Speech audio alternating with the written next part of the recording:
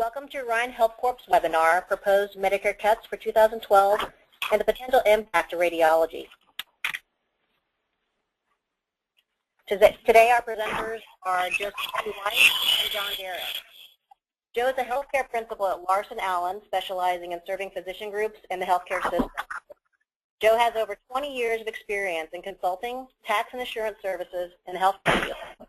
He is also adjunct faculty at the University of St. Thomas, teaching in the Center for Health and Medical Affairs, the Physician Leadership College, and a mini MBA in Medical Group Management. John is the Chief Operating Officer of Orion RMI. Before entering the healthcare arena, John spent 10 years in financial analysis, project development, and M&A management in the energy industry. He joined Orion RMI in 2003 and served as its Director of Operations for 6 years, overseeing the front-end operations. In addition, he has developed sophisticated financial models aimed at cash flow forecasting, performance reconciliation, and charge impact analysis. Today's webinar will last approximately 45 minutes.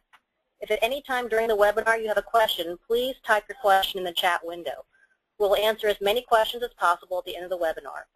As a follow-up for all participants, we'll produce a document containing a copy of today's presentation, as well as a summary of the Q&A, including any questions that we were unable to cover today. This document will be made available to you at the upcoming RBMA conference, October 16th through 19th in Las Vegas. If you are unable to attend the RBMA conference, we will send this to you electronically after the conference. If you would like John to do a complimentary analysis of the potential impact of the Medicare cuts to your practice, please send me your request via the chat window. And now let's begin our webinar.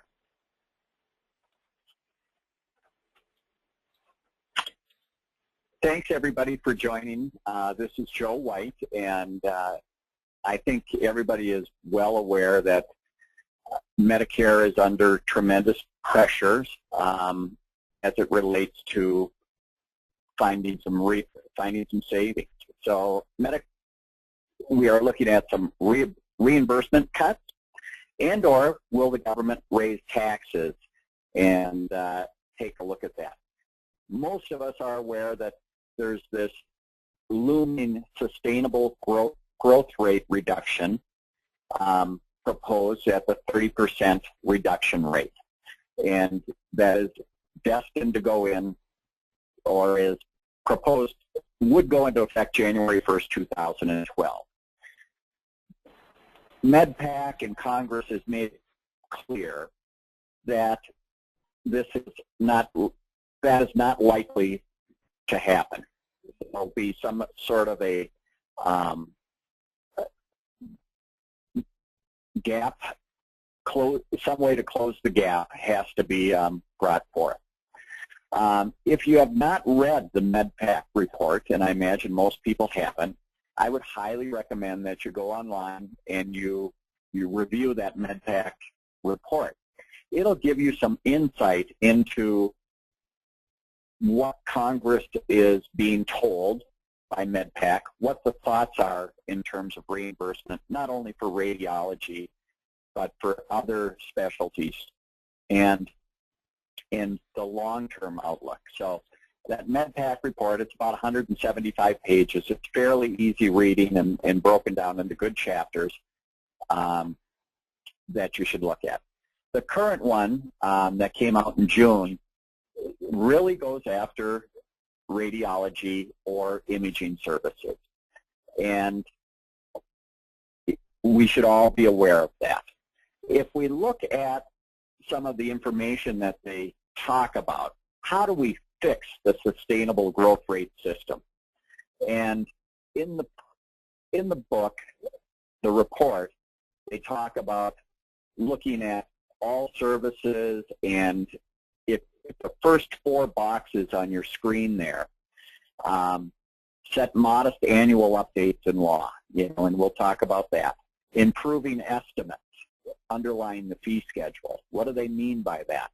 Realign physician practitioner payment systems, the medical home concept, and then giving the secretary the ability to change things on an individual, I'm going to call it service line or CPT code, but then they see the long-term future kind of in that box 5 change the delivery system to emphasize accountable care and value.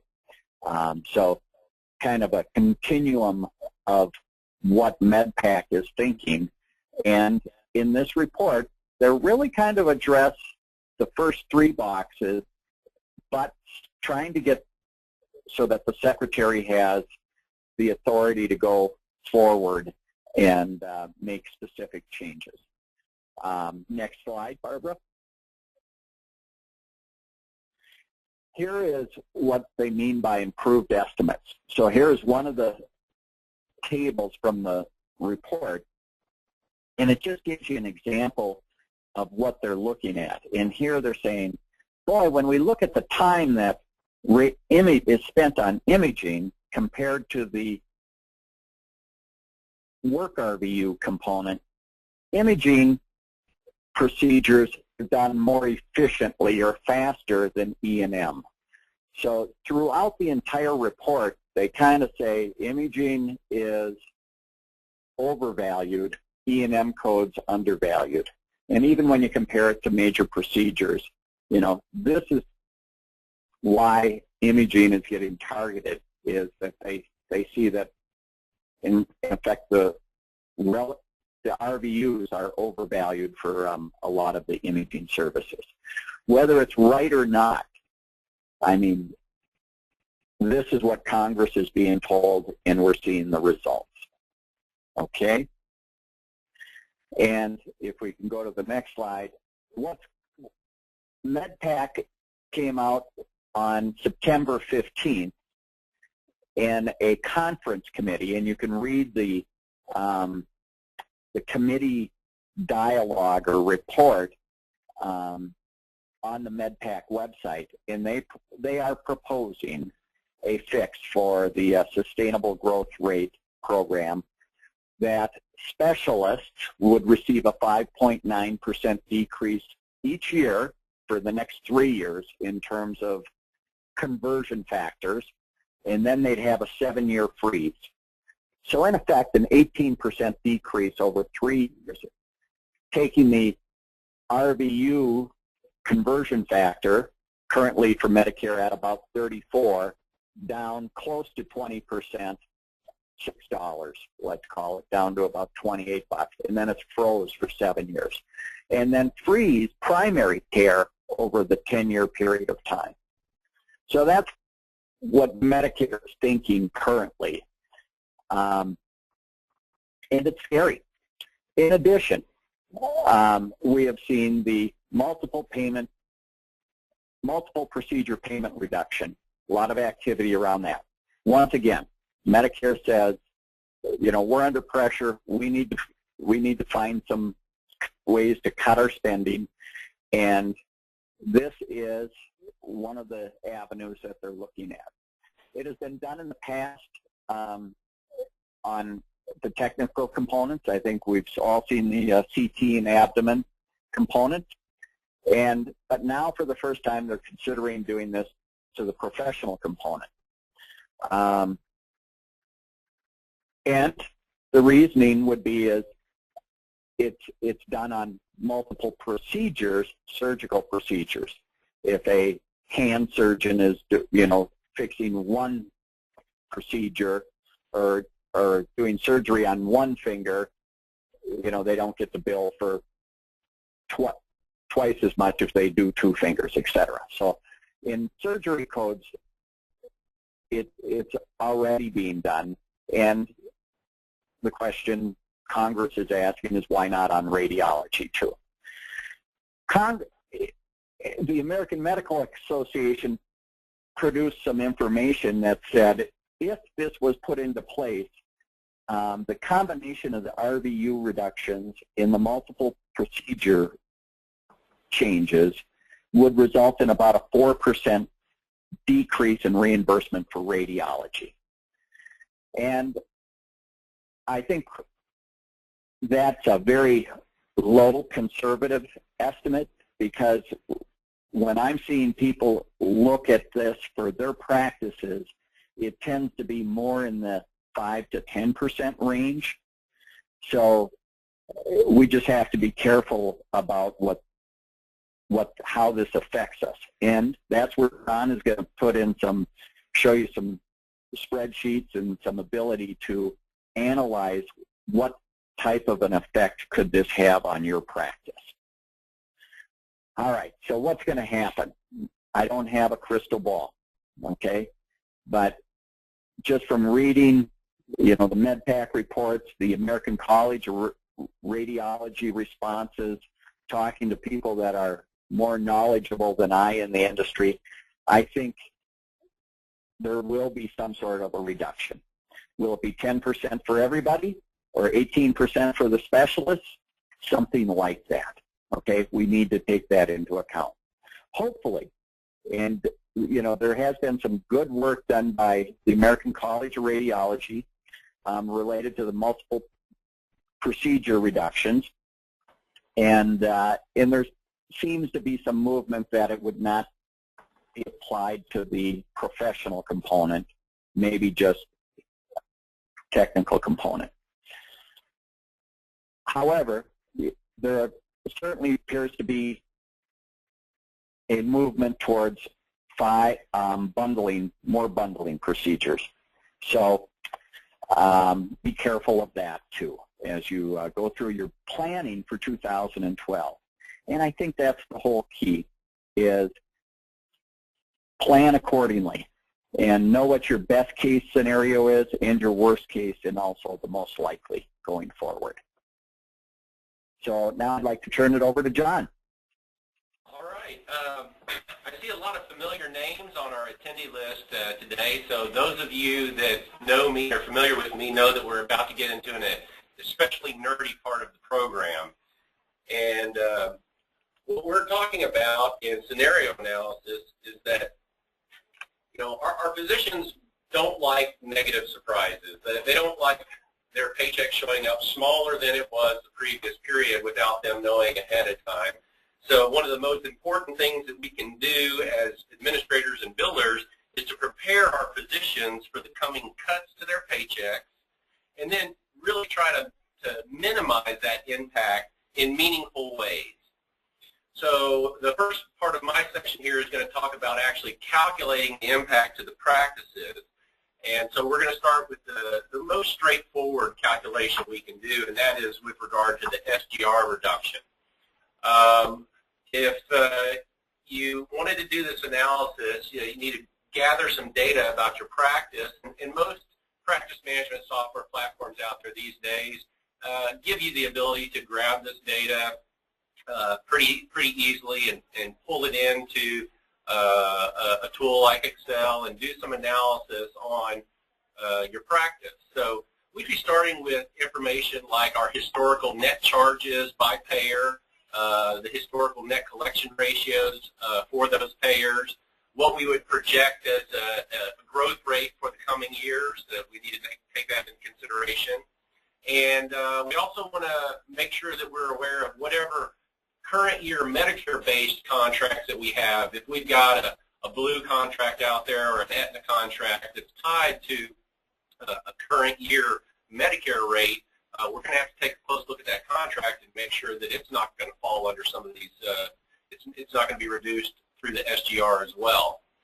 We make some general assumptions about our practice, that our payer modality and various mixes of the practice are probably going to remain fairly constant from this year to next, and that that SGR reduction is going to fall somewhere in the 0 to 30% range. I think we can all agree that the 29.5% that they've got hanging over our head out there right now, even though it may be very unlikely to happen, we can agree that it's the worst case scenario. So it's a scenario that we should be doing the analysis on and throwing it out there. Realistically, if you do the analysis at 29.5%, throw that number in front of your physicians.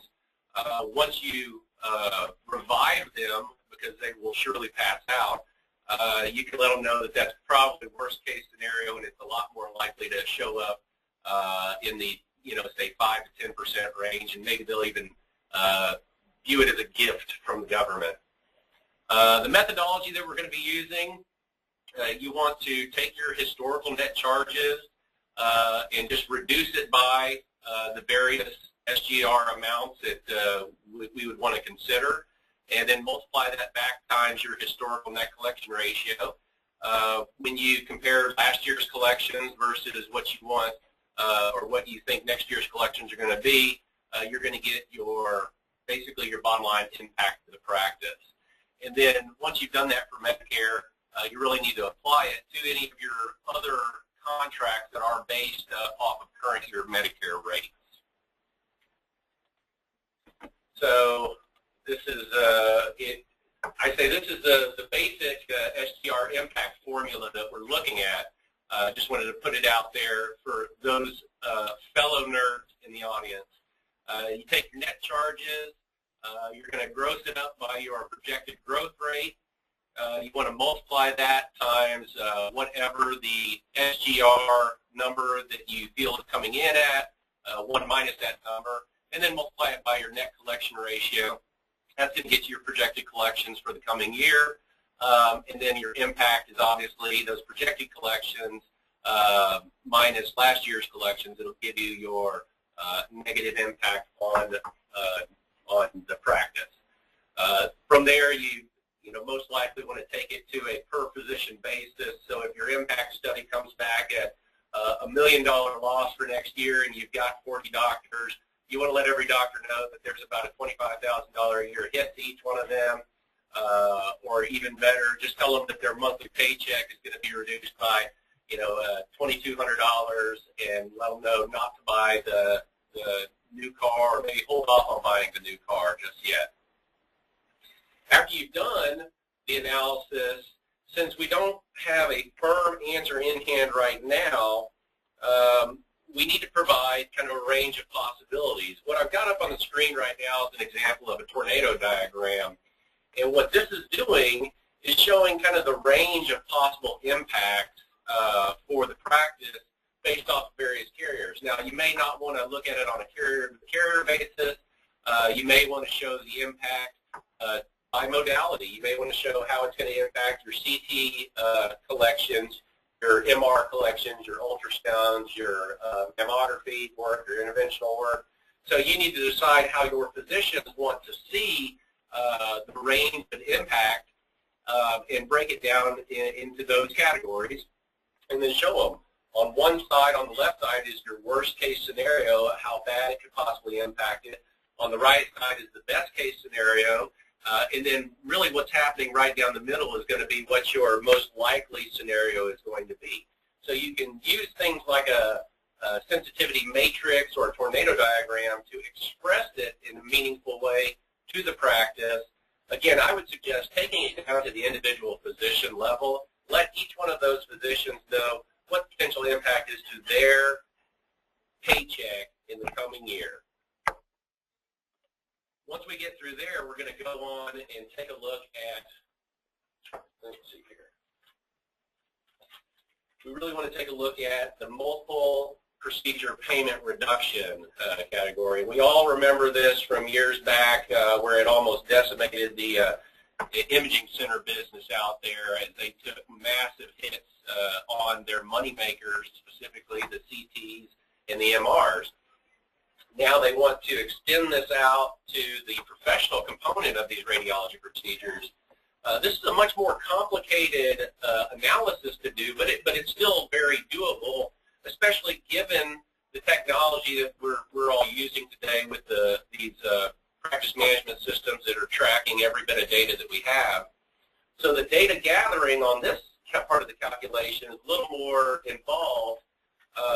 We actually need some historical charge data information, and we need critical elements like a unique patient ID, a data service, the CPT code, even the place of service, so is it inpatient, outpatient, ER setting, where the physical location that the patient was being seen, who that reading doctor was, primary payer. We have to grab those data elements into our data set this time, because we actually need to filter out an average sample of our work and identify which procedures would actually be considered a qualifying procedure for this potential reduction.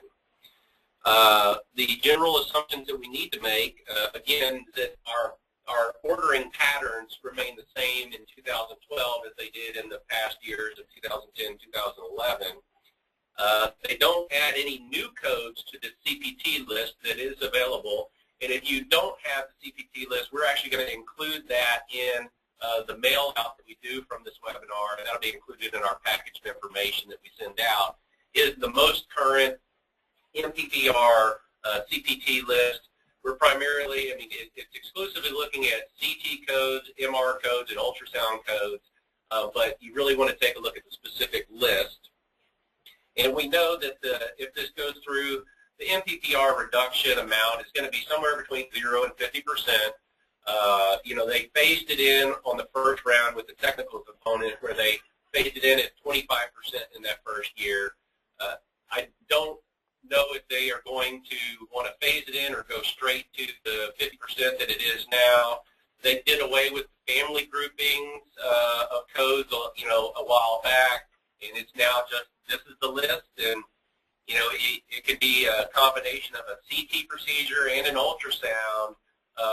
Those things are still going to qualify. It's no longer a family grouping like the CT head, chest, neck, things like that. We now have a broader spectrum that would qualify those procedures for reduction. Okay.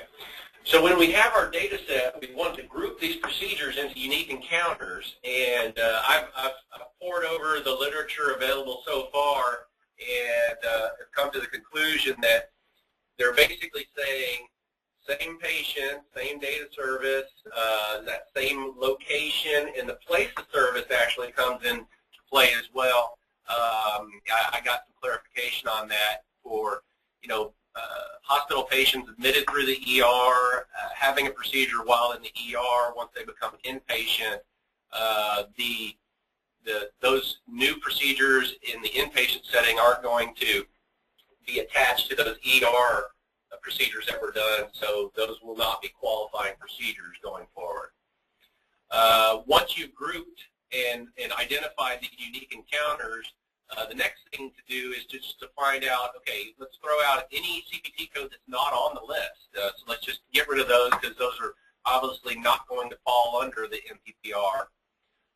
And then we want to identify if we have more than one of these qualifying procedures from the list, we identify the highest dollar procedure, and that's going to be our primary. And then every other qualifying procedure associated with that encounter is going to be allowed at the reduced amount, probably 50%. Once we've done that, we want to reduce our allowables by 50%, and then we take those historical net collection ratios we brought in from the first part of the analysis, apply them to our new reduced allowed amounts, and we're going to get our basically our projected collections for the coming year. So we know the cuts are coming. They're coming every year. They roll out every year. And, you know, we really have to do the analysis and prepare our practices. But then even more importantly is how can we offset some of these cuts coming forward? And we need to do it, I guess there's, you know, an old adage of you can work harder and you can work smarter. And I'm going to cover both of those right now.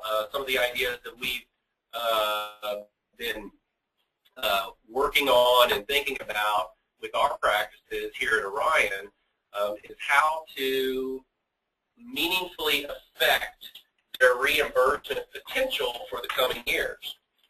So contract renegotiation is the first one that we want to talk about. And when we think of contract renegotiation, initially all we think about is just talking to the private payers out there and trying to get a better contract. And we know that it's very difficult, but it is doable. In fact, I had spoken to some administrators here recently that were just able to go out and secure better contracts this year with some of the major payers out there. So I think maybe we've just been a little complacent. Maybe we just need to attack those payers and arm ourselves with the data that supports why we're going in there and asking for some more a higher level of reimbursement. So one of the first ways we do is we go in and we talk to our private payers about increasing their rates. We can go in with our analysis that we've done and say, United Healthcare, my current contract with you is going down in value by $3 million next year to you. That is unacceptable to our practice, and they say, well, take it or leave it. You might need to be willing to leave it and go out of network. Evaluating the impact to a practice for going out of network needs to be a real consideration, because if you go into their offices and you say, well, you would be saving $3 million a year, but I'm going to go out of practice, out of network, so it's going to end up costing you an additional $2 million next year instead. So maybe there's some middle ground for us to work out a compromise, and we can have a win-win situation for all involved.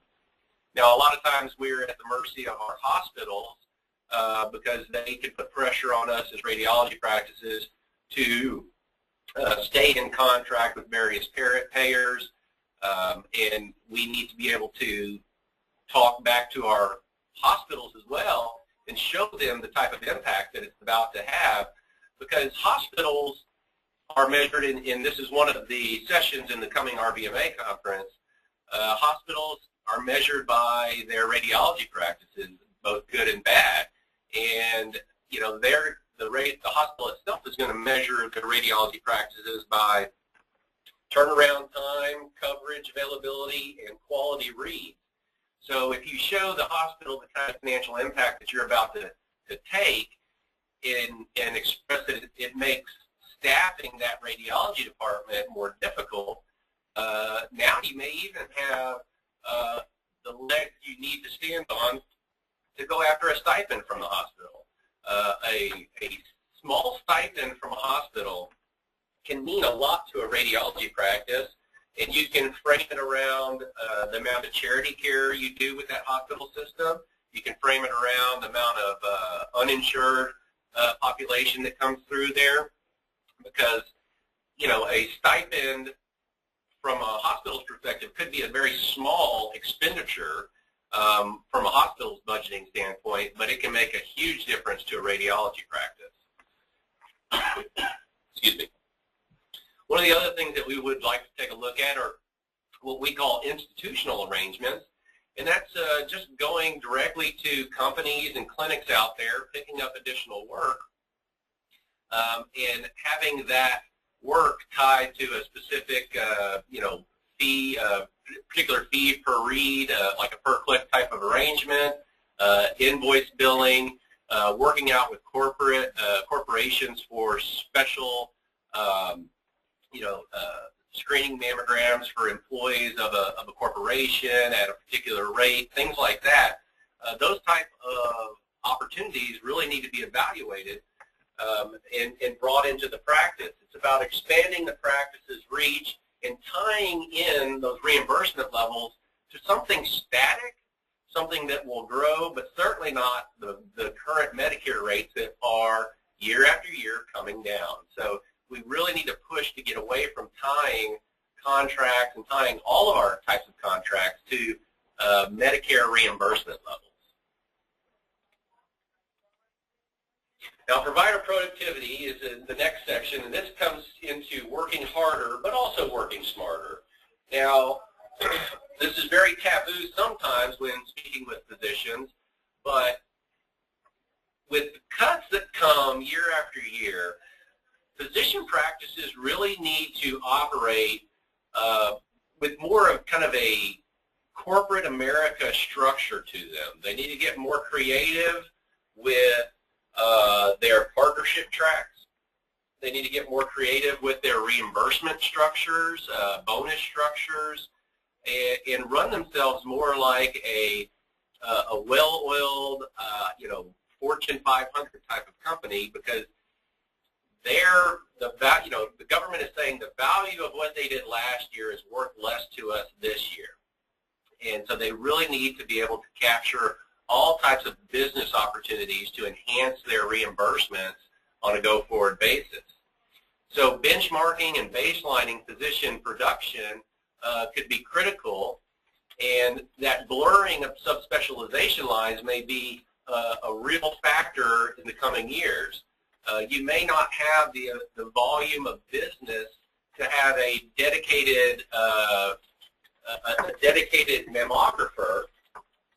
That may not be able to keep them busy all year. They may have to step out of their comfort zone and pick up some extra reads in the hospital in other modalities. Same goes with your MSK, your body imagers, your MSK guys. They may not feel comfortable getting out and reading the mammos, but if there's not enough work to keep them fully deployed and busy all throughout their shift, then they may need to be able to just tap into the wrist, the wrist and PACs, pull up some reports, and do some additional reads. From there, you're working harder, and so you also want to work smarter from the standpoint of evaluate all of your different contracts that you have with facilities.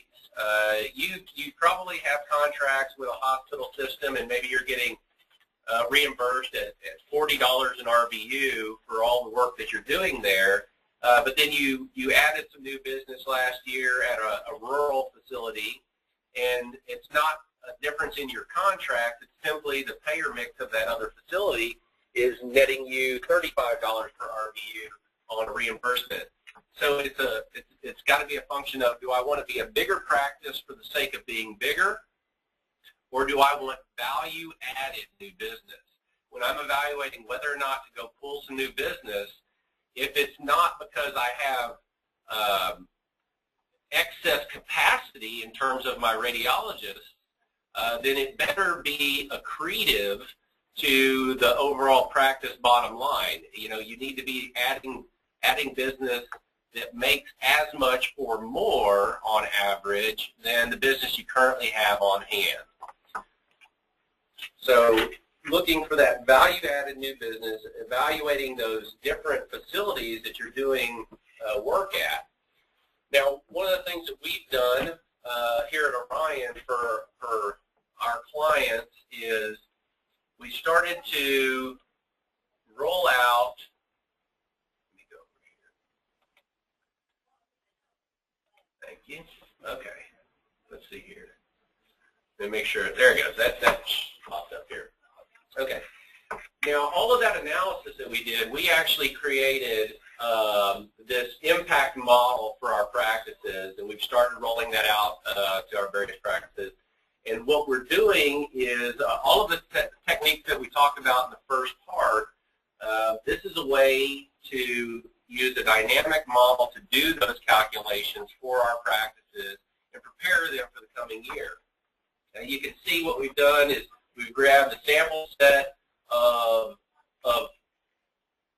production from the facilities in here, and we've done the math to identify how much of it is a qualifying procedure from an MPPR standpoint and how much of their volume of work would be exempt.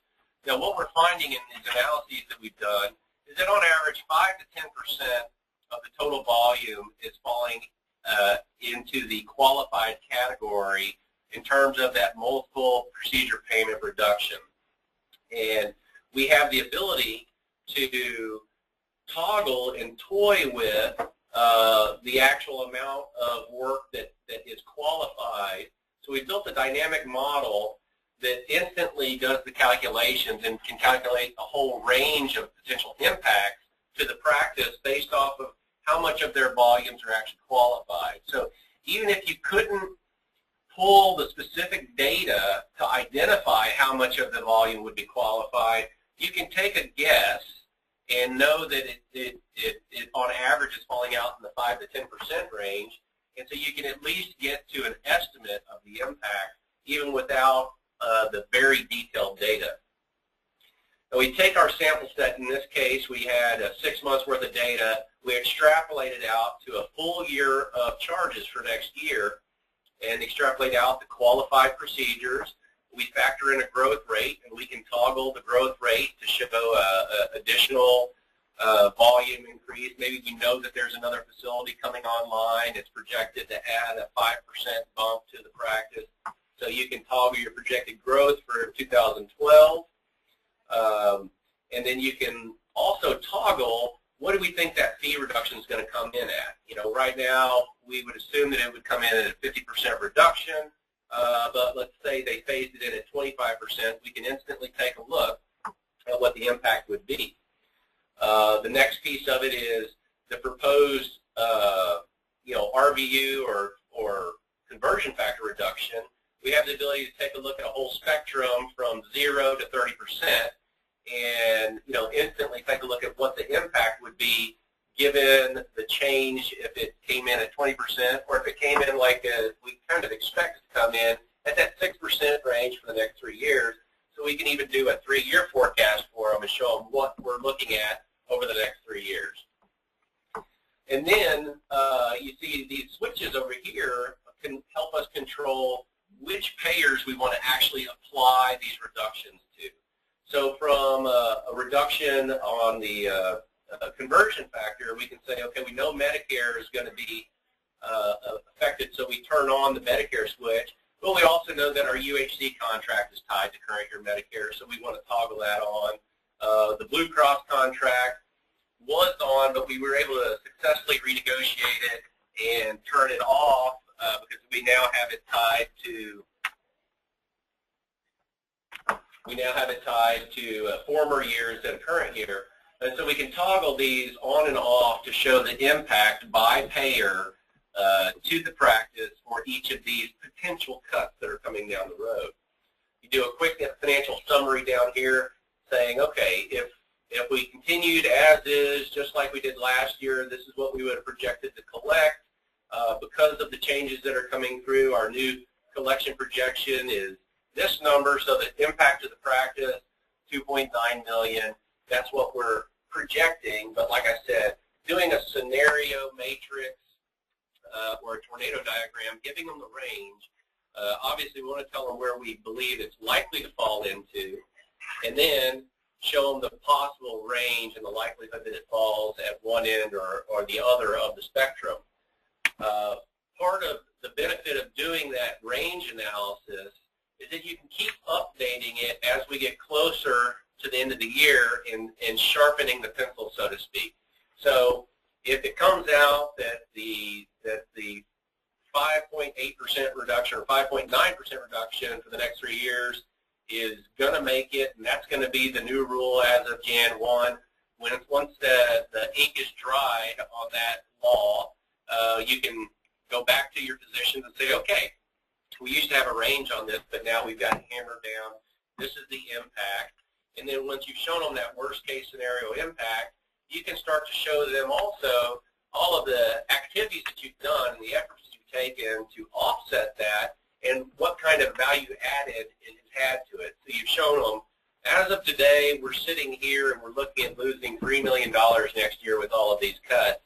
And then come back and say, hey, we renegotiated our UHC contract, we just got back $500,000. We went out to Blue Cross and renegotiated that, we just got back another $500,000. We signed a contract with Coca-Cola to do all of their mammograms out of this facility and at this rate, and that's gonna carve out this much business, and we're good to go for an additional $250,000 there.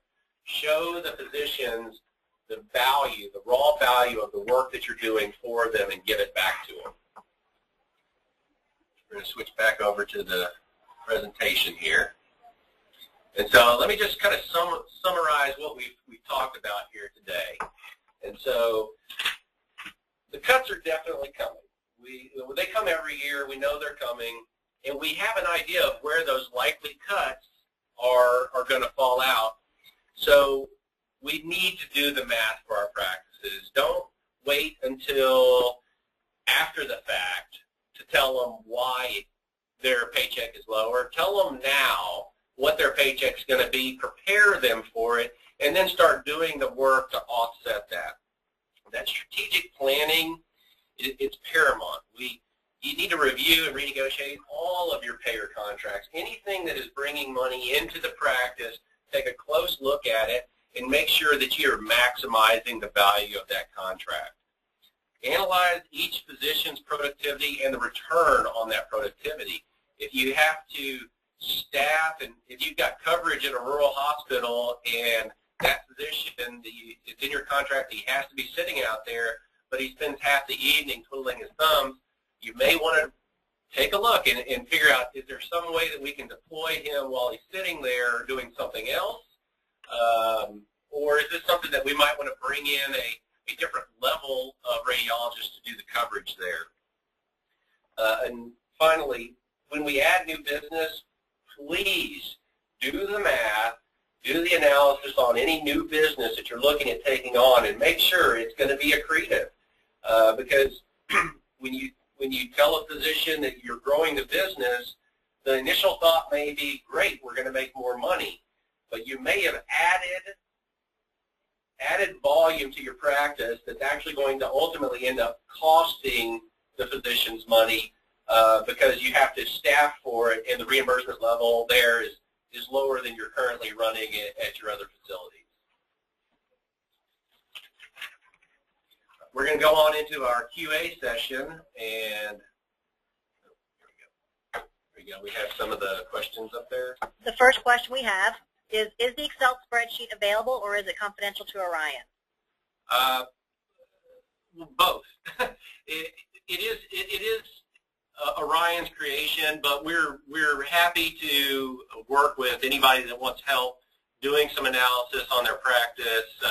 And the model itself isn't given to, we don't give the model out, but we provide the analysis and provide the results set back to anybody that wanted to work with it. We've actually done this for several of our clients already and several independent practices out there, and I think they've been very happy with the results that we're giving them.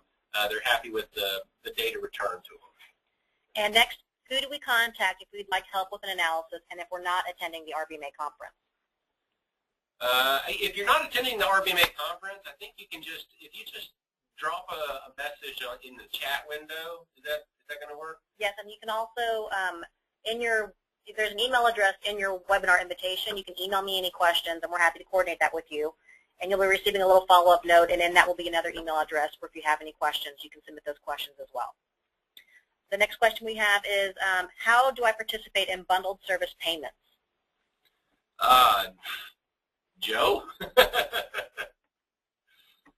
You still on, Joe? We will add that to the questions that will be answered after the fact. I'm not prepared to answer that right now. Let's see. Next question. Should I make the decision to not participate with Medicare if these cuts are implemented? That's a very hard question, because as hospital-based radiology practices, we really don't have a choice. Now, in our imaging centers and in private facilities, we can choose whether or not to take new Medicare patients or things like that. But Medicare, regardless of the cuts to the Medicare is still a lifeblood of most radiology practices. It's still going to represent the largest payer across any radiology practice, and staying in network or in participating with Medicare, I think is a foregone conclusion. We have to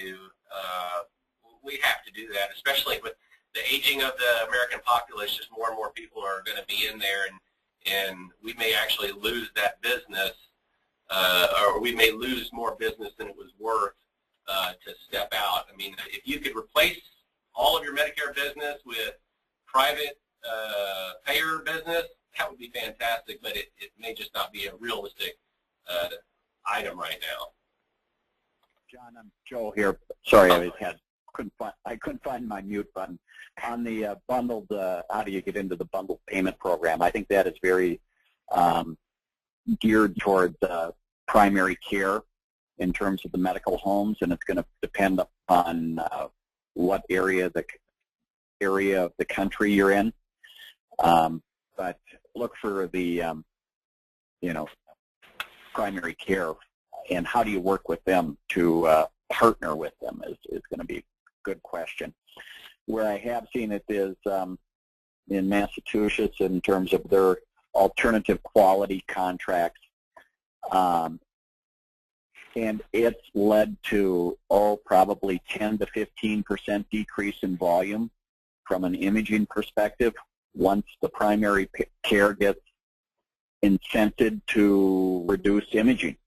So it's another hit. All right. Okay, well, everybody. I think we're just about out of time here, so Barbara's got a few things to say for us. Sure. Thank you, Joe and John, for providing us with visibility to help us navigate through this changing regulatory environment. Even though we do not have a crystal ball, the information presented in this webinar has given us the tools we need to quantify the impact of the proposed changes and begin working on how to prepare for the future. I wanted to remind everyone that should you need some extra help figuring out where your practice stands, John is offering to do an analysis of the impact on your practice. For those of you attending RBMA next week, we'll be happy to schedule some time with you to go over your numbers and help you better prepare for what lies ahead. To schedule time with John at RBMA, please send a request via the chat window. If you're unable to attend RBMA, please note that in your request and we will work that out with you. Also, today's presentation, along with all of your questions with answers, even those ones we didn't get a chance to get to, will be put in an electronic format and made available at RBMA at the Orion RMI booth number 216. After the conference, we will send out electronically to everyone that did not receive that at the RBMA conference. Thank you for attending the webinar. We'll see you next time.